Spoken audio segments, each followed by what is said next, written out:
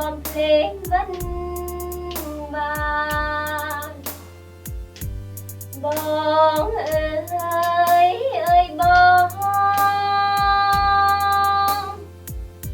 រឿងដែលកន្លងបងចាំបានទេរាត្រីដែលអូនជួបប្រស្នេហ៍ច្រៀងក្នុងបំពេឲ្យអូនរំភើបចិនដាមេតា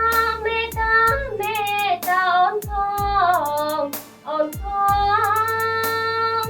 រាល់ថ្ងៃអូនសងជាគូលោកស្រី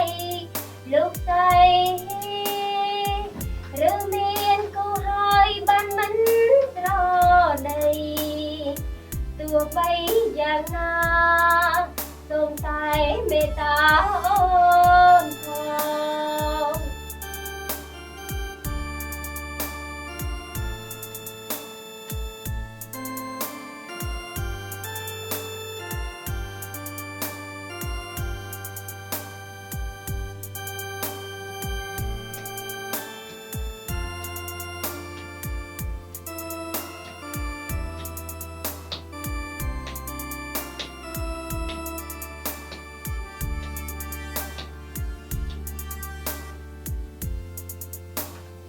ប